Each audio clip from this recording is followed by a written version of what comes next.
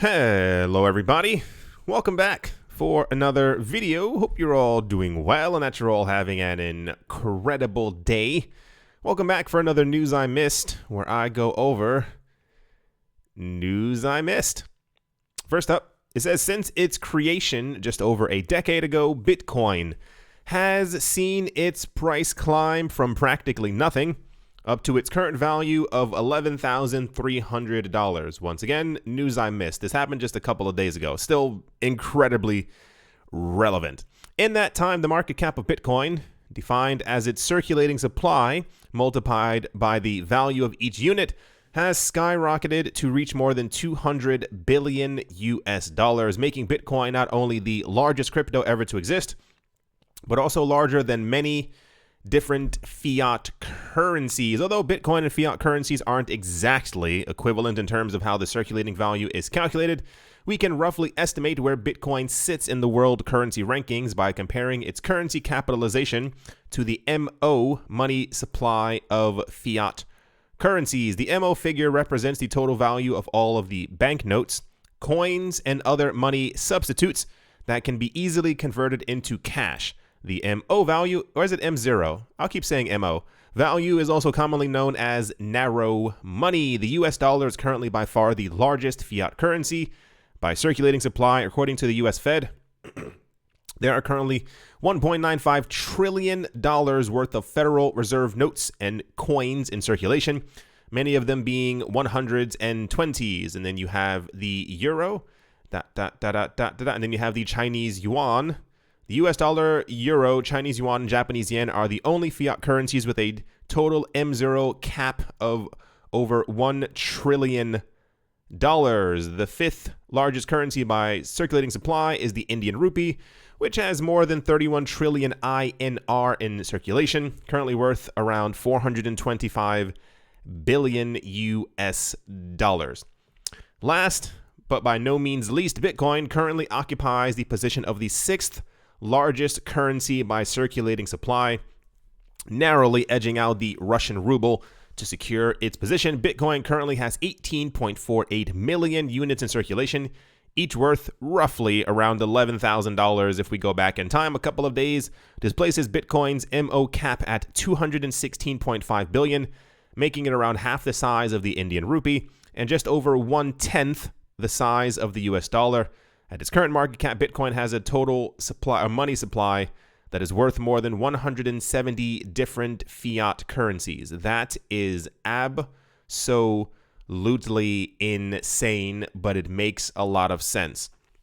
You're also going to see as we go through this video as well, a lot of things have been happening around the world that make it clear to me, or it appears that we have entered the time where Bitcoin is no longer silly money. It's no longer something that is not a threat. It appears that we have gotten to the point where governments are really starting to take notice and pay attention to our entire market. And I guess this once again does make a bit more sense when you think about the actual idea that Bitcoin is roughly around 1/10 the size of the US dollar. What happens if Bitcoin does a 10x? I will tell you right now, it is probably heavily logical that over the course of at least the next 10 years, and I'm using that as a very stretched out long time frame. I consider this will actually happen anywhere between the next 3 to 5 years. In the next 10 years, if Bitcoin does at least a 10x and is larger than the US dollar, what happens then? Why would you continue using any other currency except for Bitcoin, especially when mathematically it could continue rising in value every single year? The last time we spoke about this, I think Bitcoin was the 8th largest currency, and that was in 2017. I think even before it had hit 20,000 US dollars. And of course, it's now because Bitcoin has 1.5 million more, roughly, new coins that have been created since that time, and Bitcoin has roughly maintained a stable value over the last couple of months. We're going to definitely hear a lot more about this, as you know, if Bitcoin a couple days ago was, and even then the price has already risen since that collapse that we saw about 24 hours ago.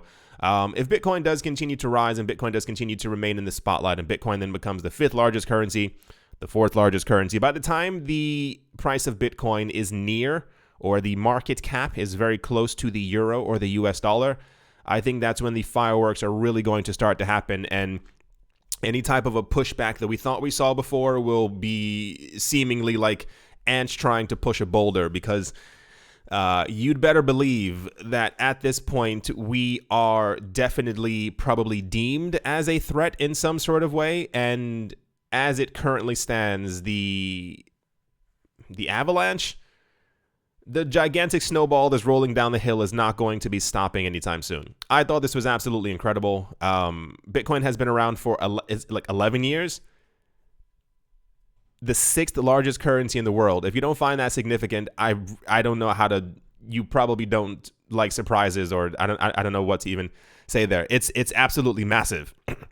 And this is when prices have been like kind of fluctuating as well. Like, imagine when we do 5x and hit $1 trillion market cap. Well, we are then the third or fourth largest currency in the world. What happens in 10 years from now if Bitcoin does magically one day actually have a price of 138,000 US dollars?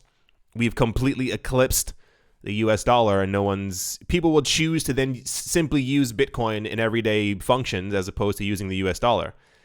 And we know how that's worked out before. Let's move on.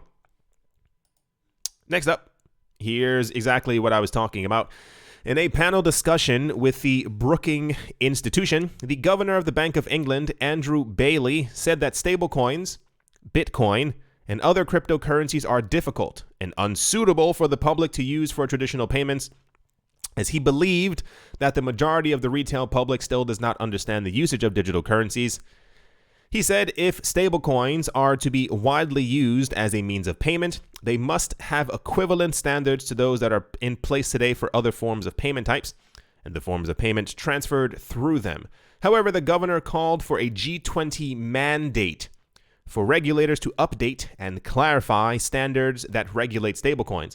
He added that for any British-based stablecoin to be backed by the pound, it should meet standards that are currently applied to banks. He further stressed on the importance of the stablecoin issuer to be based in the United Kingdom. He said if a sterling retail stablecoin wishes to operate at scale in the UK, then we will strongly consider the need for an entity to be incorporated in the United Kingdom. This is a grasp at power in some sort of way. We have gotten to the point where, I don't know if you remember the news that we had last year. It's between China and Russia. There's somewhere along the border. There's like a trade station union. I don't know what we would call it. And the news that we had is that there are tons of people who do trade through the border, and it's difficult for them to continuously swap back and forth between their fiat currency. So they were choosing to use Tether instead, and other stablecoins. Whatever stablecoin they were deciding to use, they were using a stablecoin and they weren't using their national currencies. And this posed a very big problem for the government because people have found it a very easy way to circumvent the use of their fiat currencies. I don't need your fiat currency anymore. I can simply use a digital currency that he accepts, she accepts, they all accept very easily through their phone, and I don't have to go to a trading station. I don't have to go to one of those things that we used to have around before when you would go to like major cities before everyone had a card. And you would, here are my US dollars. Can I have the Canadian dollars? And they'd hand you back the Canadian dollars, and you'd realize that you're missing a chunk of your money because they took a huge fee out of it. We've completely gone around that. We've entered a world where digital payments are the norm. And this is where I said before, I think we've entered that stage where it's no longer like, yeah, crypto's not a threat. We're clearly here.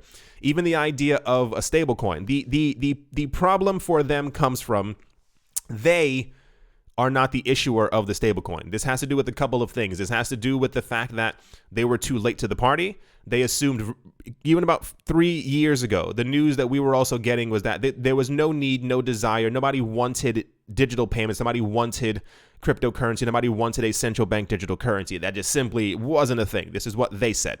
So the idea for the cryptocurrency space was, of course, we're going to create stable coins because there's clearly some type of value in them. People are using them for trading, and people are also probably using it in other types of daily activities that I can't even begin to imagine off the top of my head.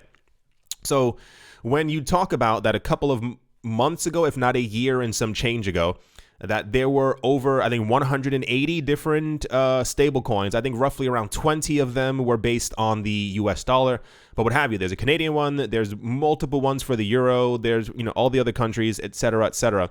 And none of these were created by the government, but they're getting used. These coins are being used as a way to actually transact in this value, but it does not go through the typical financial system.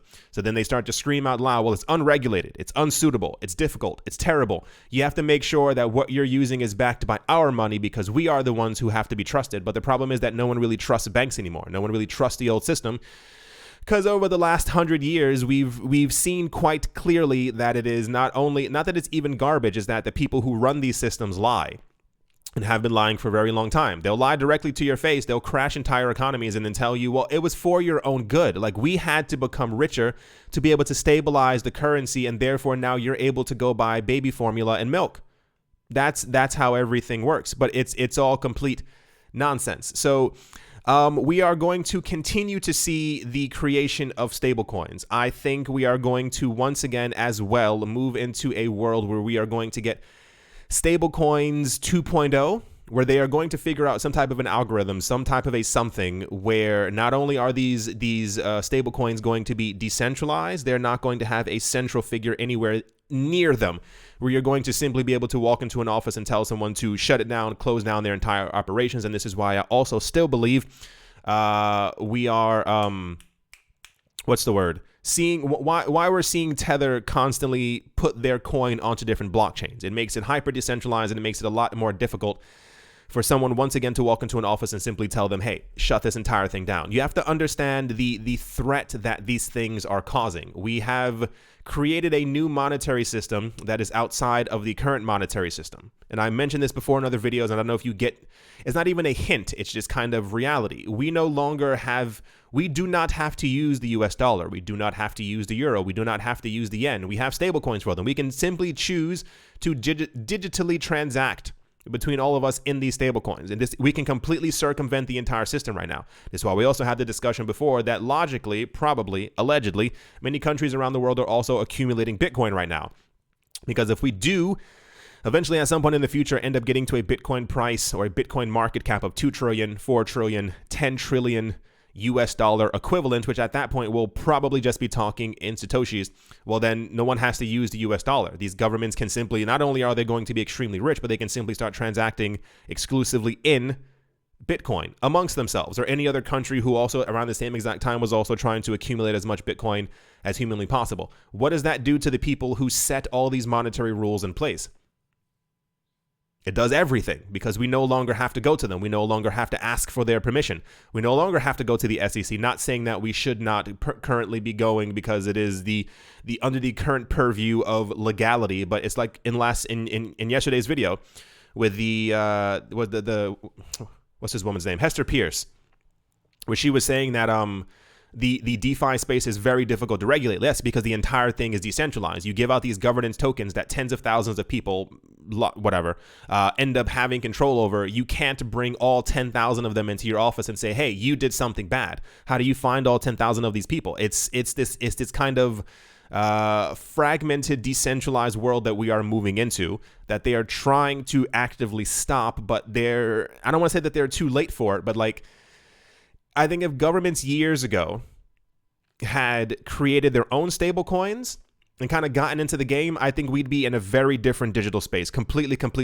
Around 2014, 15, 16, around the same exact time when all the major stock exchanges and banks were also buying up Bitcoin, if governments had simply created like a digital version of their currency and kind of, had put that out there over the last 6 years, there would be a lot more adoption for it. But why would we have that adoption right now when we have other cryptocurrencies that already existed? This is why I said before, talking very fast, this is why I said before, I assumed that the adoption of stablecoins would come from the governments. They would realize that they were simply too late, and they would start going, okay, well, that's already been created. And I guess this is kind of what this is. He wants it to be within the UK, which is also complete nonsense. These people live like dinosaurs. No one, it's the same exact thing with working remotely or like work.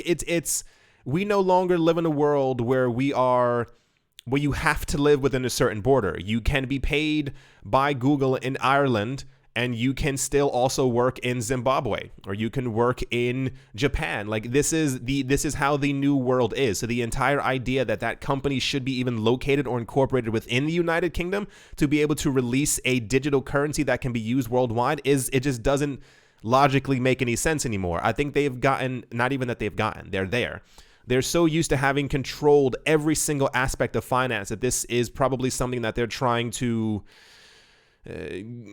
get more knowledgeable on, but the space is moving so rapidly that they'll never get there, no matter what they do. And the entire idea that we are going to continue to have, this is not a what if, we are going to continue to see more decentralized protocols, more decentralized cryptocurrencies. The current coins that we have right now are going to become more decentralized. This is all, I mean, the world that we are entering, they will not be able to keep up. It's the same exact way that we've seen, if you ever see any type of pushback on Ethereum, not the prospect of it being a bad protocol or being too slow or anything of that sort. It has to come with the idea that eventually Ethereum's main purpose is to become a world computer. When you become a world computer and you allow for the usage of, you can build anything on top of it. You can say anything you want. You can post anything you want. And when I say anything, like think of your craziest imaginations. That's kind of where I'm going. If you have an internet like that, especially around the world where governments have been actively over the last 5 to 10 years, all the laws that have been passed, trying to control the internet and what you can and cannot see and what can be posted and what can't be posted and what time it can be posted, and shutting down all these different websites, and you know exactly what I'm talking about. Now imagine a world, let's say in 5 to 10 years, Ethereum is hyper decentralized. They have about 8 different upgrades that we can't even think of right now because they all have really weird names.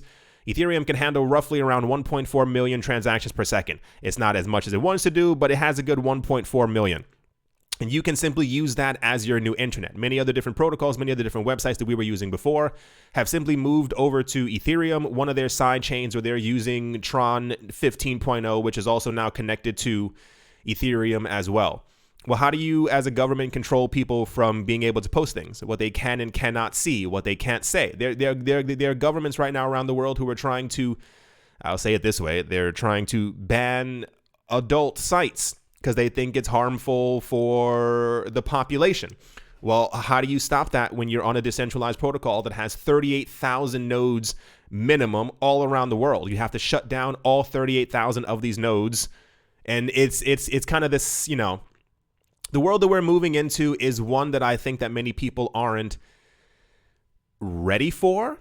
I think it's going to rapidly smack a lot of people across the face when they really understand exactly what's here. It's not even what's coming. It's like we have all of these things. Like we can even do everything I was just talking about, the internet. We can run all these things on different cryptocurrencies already. If we took about the, a whole bunch of different cryptocurrencies that have around, 10,000 transactions, 15,000 transactions per second, and started putting these things on top of them already and made these chains interoperable, we would have exactly what I'm talking about. But as time goes on, this technology will only become better.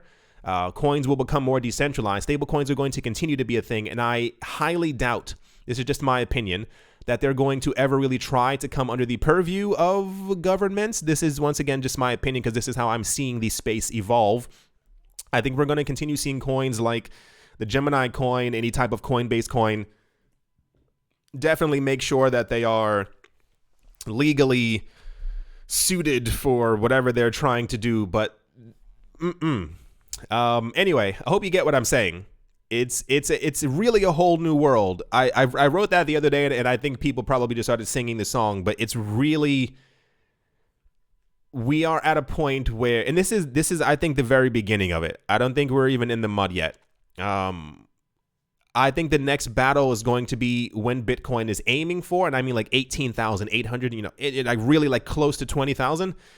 We're going to start seeing the same exact things that we saw in 2017 where governments were like, it's garbage, don't touch it, it's terrible, it's going to fall. Like they were really trying everything that they could. And this also could have been the partially induced fear that caused the markets to drop back down. Once we pass those all-time highs, it's expected that Bitcoin would just kind of keep, pumping further and further. If we end up getting to a $50,000 Bitcoin during this bull run, as people are saying that we are currently in the midst of a bull run, regardless of any current price fluctuations, that's when the fireworks will really start to explode, because they already hate us now. Just imagine when we pass by the value of the yen. and then we're like 3 billion away from the euro. And then after that, every month we edge closer and closer to the value of the US dollar. I'm expecting a lot of crazy stuff to happen, but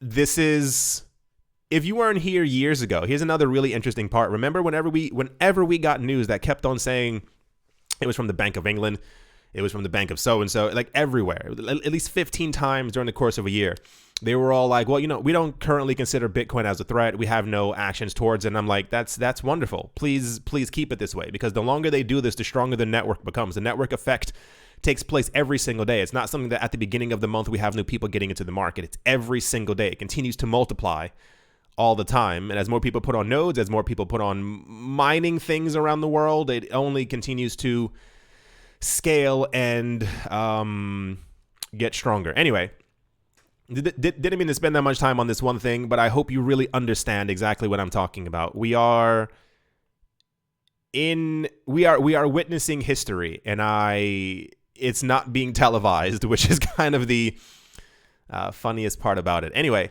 that's that news. And without further ado, let's move on. Also, I think this is the beginning of the attack kind of thing. The fervor for cryptocurrency assets in Russia has grown wild over the last few years. This week's Zangel Research published a comprehensive report about digital currencies and the Russian environment in 2020.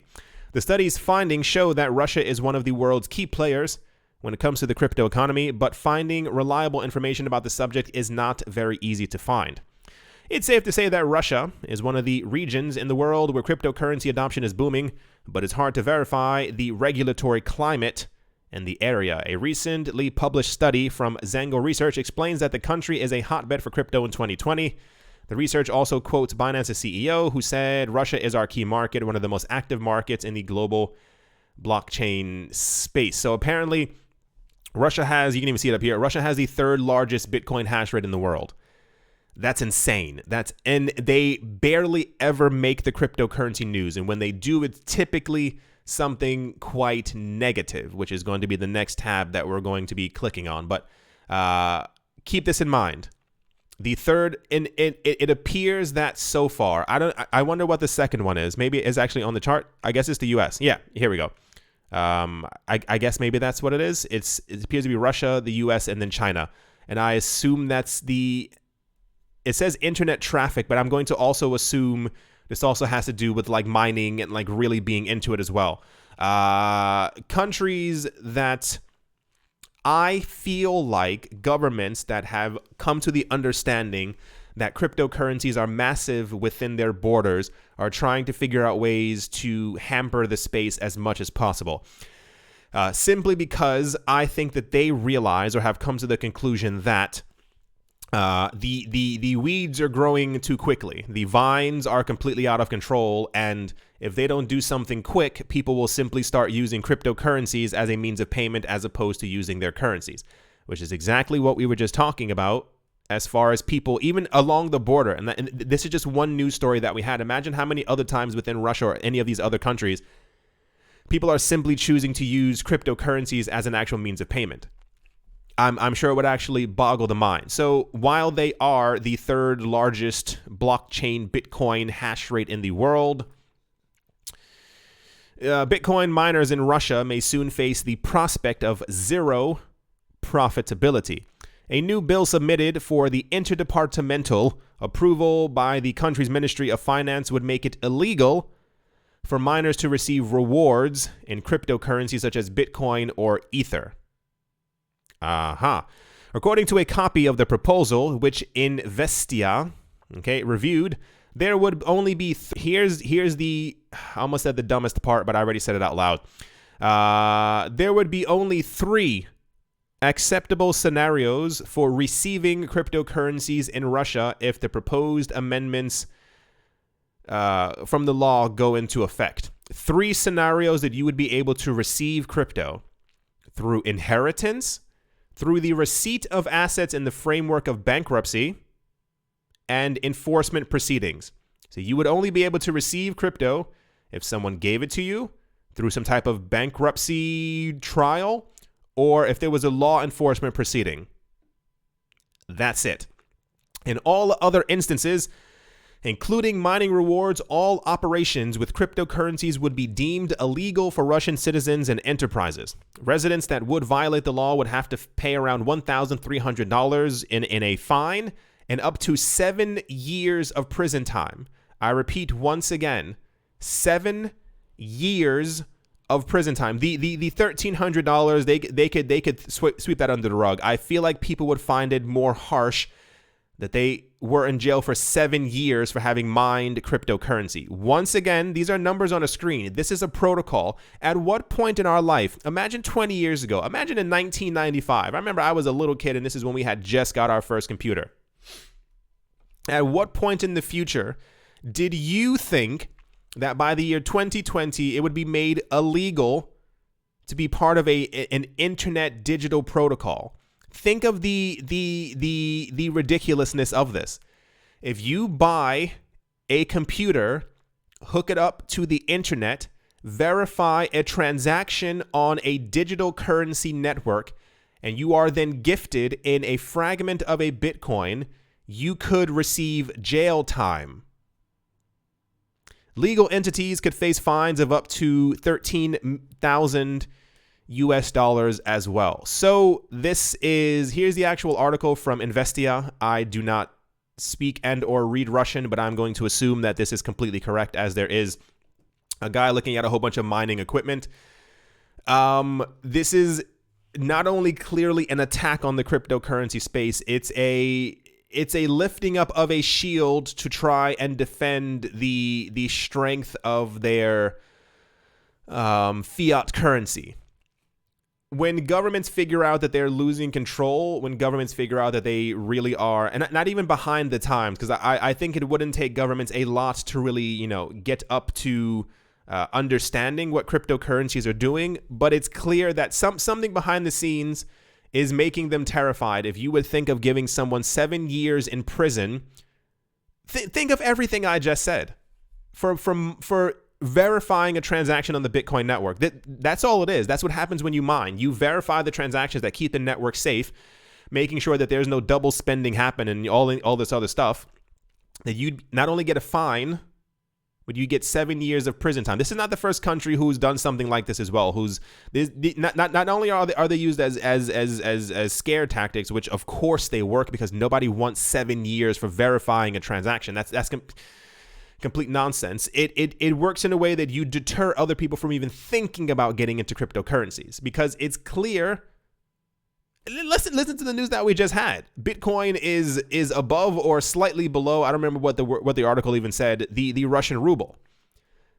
They probably have a very good indication of how many people in their country are actually using Bitcoin, thinking of using Bitcoin, and I'm pretty sure they also see the network effect as well.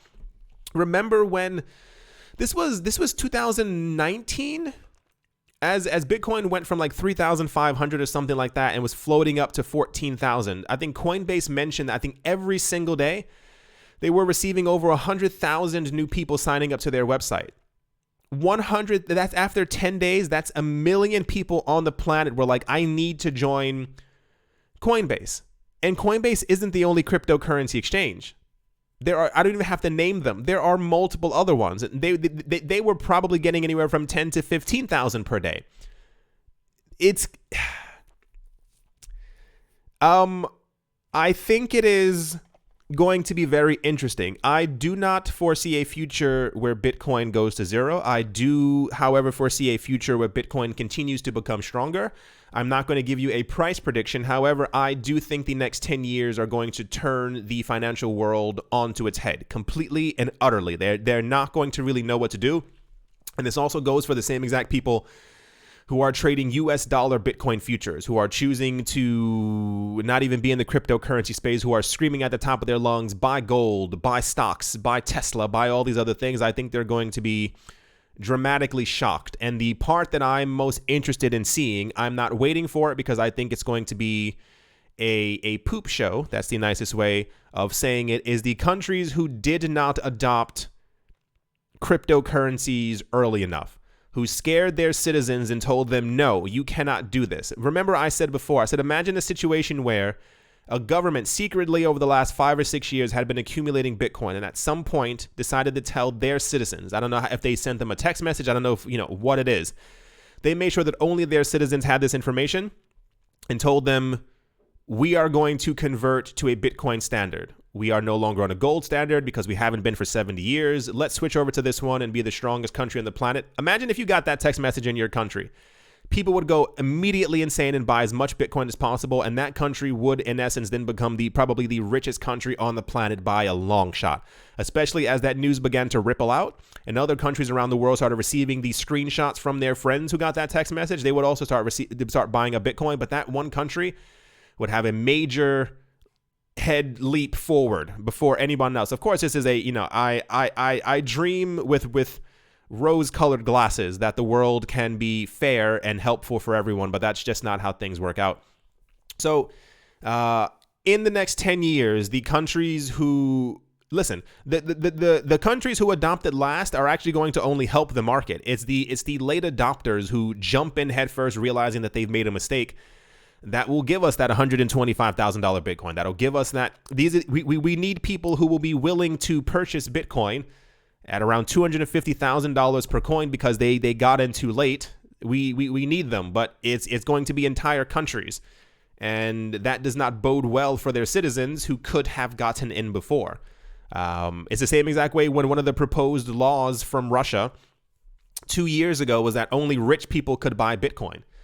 I think I think if you were worth more than $1 million equivalent to something like that, there was no limit to the amount of crypto that you could buy. However, if you were not accredited, I think you were only able to buy, was it 3,000 worth of crypto per year? And you also had to be on a registry list. And it was out of control. Anyway, yeah. The only ways you'll be able to receive Bitcoin or crypto: inheritance, bankruptcy, or enforcement proceedings. What a time to be alive. Someone sat in a room, thought that up, told their friends, and now it's been put into an actual framework. Someone is writing this on paper. At what point? That's like someone being if you open up your phone and use that app, you might receive jail time. I don't know if you remember. I remember a time. This isn't me being I remember when I was younger, but it's more I remember when the internet was just actually free. It was meant to be open to everyone. Imagine verifying a transaction and getting in trouble. It's like dinosaurs make the rules and they are unable to keep up. I guess it's because they have those little tiny hands. Anyway, yeah. What more can I say about that? Let's move on. Next up, major U.S. cryptocurrency exchange Coinbase Pro announced that it will list the native token of blockchain platform Celo, that is CELO. Other Celo markets have responded enthusiastically, with Celo gaining 55% over both the U.S. dollar and Bitcoin over the past 24 hours. That's, of course, old news. The point is, Coinbase has a very interesting thing floating around them right now. I've seen this discussion a couple of times on Twitter. I've had this with my friends. I've had this with people I know who are into altcoins. I'm not into all these altcoins. However, it seems a little bit weird that Coinbase keeps adding coins that no one's asking for. How many people out there, raise just show of hands, have been asking for them to add Cardano?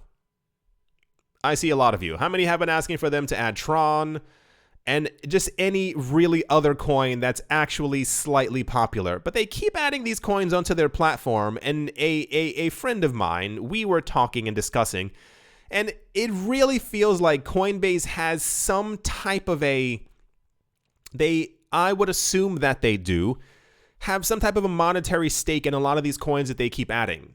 No matter what people keep asking them, and I just only assume that people are whatever at this point. I don't think Coinbase is receiving as many emails as they used to of people asking them hey, can you please add this coin? But they know what coins that people one to be added. But the last 2 years, they keep adding these coins that no one really cares for. And it's also really weird that when they add these coins, we never hear about them again. There's never news that like this coin exploded. This coin is doing extremely well since Coinbase added them. It's always this like, my idea was, I feel like behind the scenes, there's like a consortium. There's like a group of crypto exchanges, very rich people who are throwing their money at these protocols that we don't know of. That they're being created, they're being funded by rich people within the cryptocurrency space, and then they're kind of being released to the public. Like, hey, look at this new shiny thing. And then Coinbase adds them and they're like, hey, this, you see this, you want that? And then they add it to their platform, but for what reason? I guess this also has to do with, there was a podcast about 2 weeks ago of some guy who used to work for Coinbase. And he said he left when I think they added their 12th coin, because he's like, what are you guys doing? And they were like, well, people want these coins. He's like, but this coin is garbage. It's not going to go anywhere. And they're like, well, listen, you got to be part of the game. And he was like, I decided to leave when I realized that their mantra wasn't like Bitcoin for everyone. It was SHIT coins for everyone in the world. And he was like, it's complete garbage. They're his words, this person's words, that they were selling all these coins and, pushing these coins to other people. That just, anyway, yeah, Coinbase has added a new coin called Cello, Cello, CELO. Wonderful. I'm so glad they added that coin, because I was waiting to add that to my portfolio. Let's move on. Next up, Ripple has filed a pair of mysterious trademark applications with the names Ripple X and Ripple Impact. The San Francisco-based global payment startup submitted both applications this month. Both applications are considered live and are awaiting examination, according to the U.S. Patent and Trademark Office. Ripple also filed a trademark application for RippleNet, the name of its well-known global payments network. All three trademarks are in the lowercase letters. Oh, okay. That was a weird sentence. Overall, the company has filed for 9 trademarks this year alone. One of those applications may have led to a legal dispute. In June, Ripple filed an application to trademark Pay. Okay, this is the other one we were talking about, where they had I think it's the Australian company. Yeah, the Australian company who's suing them for the term Pay ID. Sure, why not? So apparently they're filing patents for the name. I mean, this doesn't really bode well for the entire idea of decentralization, decentralization, filing, patents in your name, making sure that you own it. But I guess as Ripple is the company, they are then able to file patents with their name attached to it. I think if these had been like XRP centric, that would have been in another discussion entirely. But there's been news floating around, and I think we had this news, it was like 4 weeks ago, that there are apparently, allegedly, no one knows, things in the works that people are trying to make the XRP ledger also a DeFi platform, which, to be completely fair, would probably bode very well for the price of XRP. If you've seen what's happened to Ethereum. Now imagine if XRP had that same exact system where people could make coins and websites and all these other things and other protocols and smart contracts on. I know they already have a smart contract platform. I got that. Please don't start typing. On top of the XRP ledger, but Ethereum does 15 transactions per second, and I think XRP does 1,000. I haven't seen the numbers in a very long time. I don't know if it's 1,000, 3,000, or 5,000. I really don't remember. The point is, it has 1,000 in the name, and that is more than 15.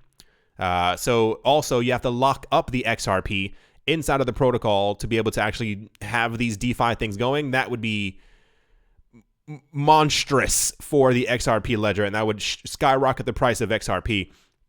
I don't know if these things have anything to do with it, but it has something. Ripple Impact is a very strong name. If it's just them like tracing apples on the blockchain, that'd be a little bit weird. So we'll see what comes out of it. But apparently they keep filing trademarks and they're not telling people what they're for. So I guess everyone's kind of just speculating at this point. Next up, in news that should surprise no one, pressured by external forces, 2 Australian exchanges have begun to delist a number of privacy coins, including Monero and Bytecoin. On the 24th of August, YouTuber Alex Saunders tweeted a screenshot of what appears to be an announcement from the Australian exchange CoinSpot, them saying that they were going to be listing a number of coins: Monero, Komodo, Bytecoin, Zcoin, from their platform. Another Twitter user was not only planning to delist coins, claiming that SwiftX, another Australian exchange, was planning to do the same. Of course, this is happening. This is part of the battle. They don't want Bitcoin. They don't want crypto. This is why they've been so adamant in using Chainalysis to train and, I guess, find out where all the Bitcoin transactions are going. So imagine for coins where they can't do that, or they're having a hard time doing that. I saw a news article. I'm pretty sure I don't have it in here. There was a company who claimed, I'm telling you what I read from the interwebs, that apparently Chainalysis saying that they were able to actually track a couple of coins that have private transactions was false. That they were able to see part of the transaction, but they couldn't tell where they were going like they claimed. The point is, governments do not feel comfortable with people using Bitcoin as a form of payment, with people using stable coins as a form of payment, nor do they feel comfortable with people being able to transact completely privately. I can only imagine the discussions that they must be having behind the scenes. It must be really tearing them apart. Think of that. Think of having control. Think of an item. I can't even give you something. I have no idea what your houses look like. Think of something that you've controlled for 70 years, and then all of a sudden you don't. It has to, 70 years is a very, very long time. Imagine you controlling a monetary system. You see where everything is going. You tell people in 1998 to start using credit cards and debit cards. Start swiping, start tapping. It's totally fine, but you can then track all of these transactions. In 2009, somebody creates something. In 2011, there are mimics of it. In 2013, 14, and 15, people create these other coins that have these private transactions, and you can't tell where any of that money is going. It has to be like a complete conundrum. I don't even know what word to use. So anyway, this is going to continue to happen. I mentioned this years ago, and thank you for the people in the comment section. I've definitely seen you. Thank you for saving my fingers the time typing. People have been asking me, why don't I have these coins in my portfolio? Exhibit A, B, C, and D. It's exactly right here. Crypto exchanges used to have all these coins, but they're all being delisted. We can only assume that it's because they're being told by governments, take them off. We simply don't want them. Anyway, yeah, that's the delisting news, if you will. It's only going to accelerate.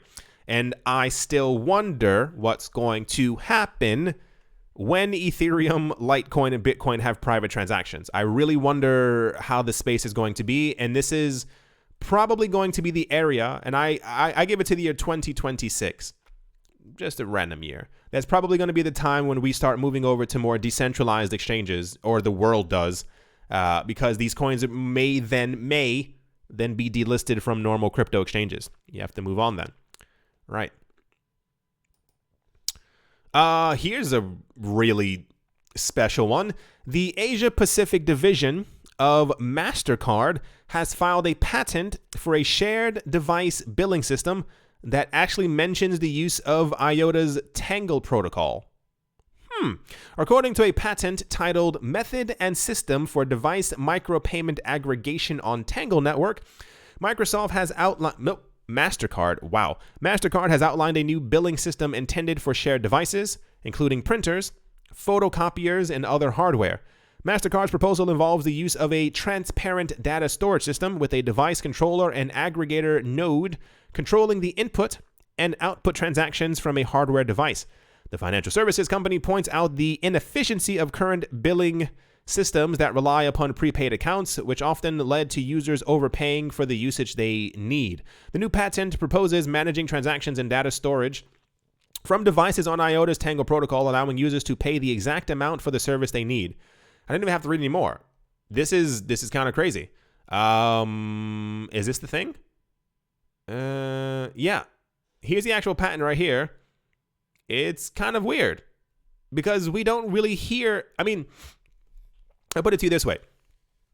We don't hear a lot from I just realized the whole thing's in German. Sorry about that. Yo, you get it. We don't hear a lot about IOTA. Maybe a lot of what they've been doing has really just been behind the scenes. Like they've been working the system without really one even knowing. I don't know if this aligns with it, but I've definitely seen an uptick in the amount of like IOTA haters, not in this comment section, but kind of on the interwebs, on Twitter, with people saying the protocol doesn't work. And maybe it's because people are getting wind of these things, actually happening.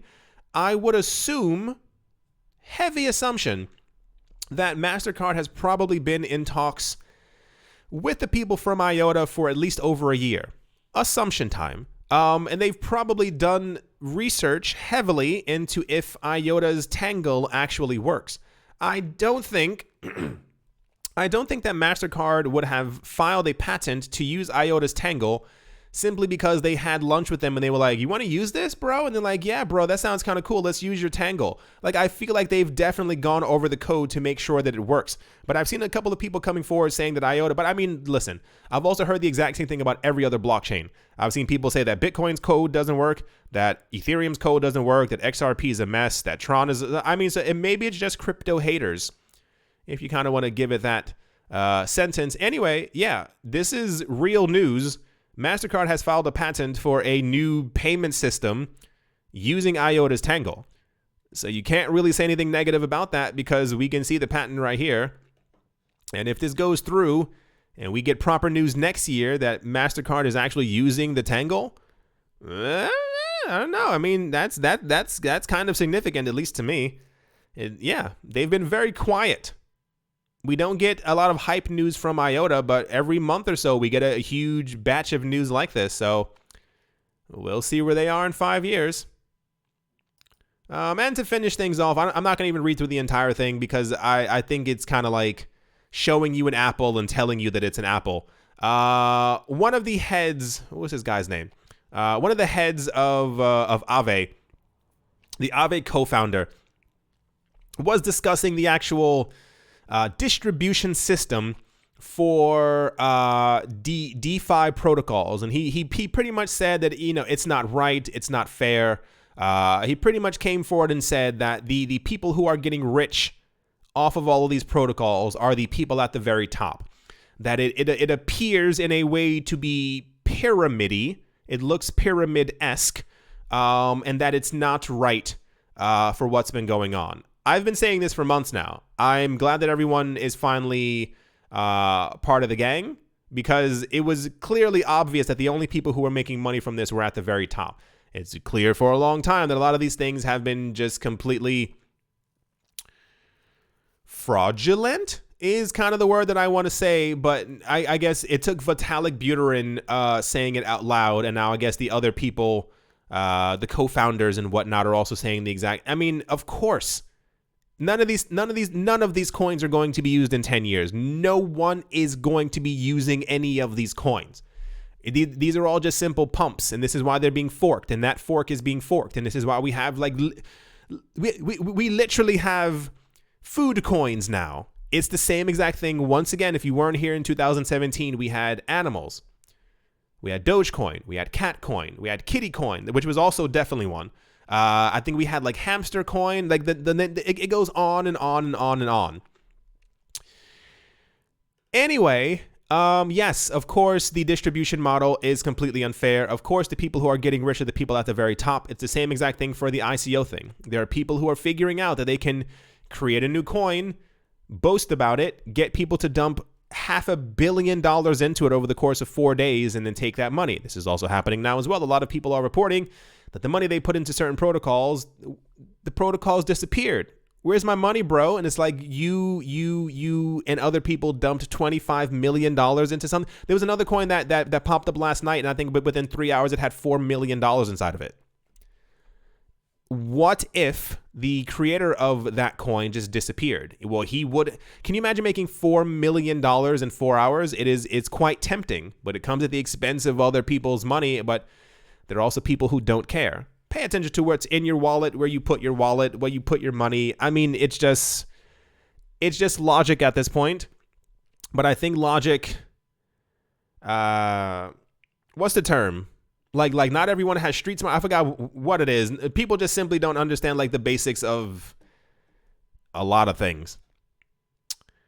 As always, a very special thank you to my Patreon supporters. I should probably open up the list before I start saying that. Professor Wally from Gunbite University, Tolek Banan, Snacky Chan, Auspicious Agile and Blockchain, Decentralized Peter, Navarro Williams, David James, Attila the Han, Yasha Harari, Oscar Maldonado, Utopia 569, Moonman High, XRP, Joshua Vineyard, Martin Storio, Nostromo, John Sarson, The Anima Reader, Abilbiophobia, Todd Mullis, Adam Graysick, Morher Maroni, Master Ventures in Thailand, Jared Schneider, Wise Night Owl, 242 to the World, Crypto Joe, Bankroll, Network Crypto Artist, Cole D3D, Damien, Set, Suna, Nick, Kanaya, Richie Rich III, Vlad the Impaler, Paxis, Nick Mongelavori, Anthony Charles, Jim Garner, Jimmy Fox, Minting Coins, Miller, Heshes, Everyday, and Kyle Skips Leg Day, Yes to Crypto, Body Big Boatface, Anytime Fitness, Monk's Corner Staff, Arfmedic 17, Bake Me a Cake, Tigara Macho Nisa, On Crypto with Lionel, Crayla Michelle, URL, and Bolero Bastos.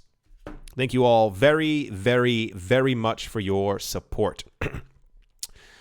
The cryptocurrency market is having an identity crisis right now. Bitcoin last night shot up to 10,550 US dollars. We are currently at 10,343. There's a struggle going on within the market where people obviously want it to go up, but there are also other people who are probably putting in massive sell orders because they are interesting. Nearly everything is in the red.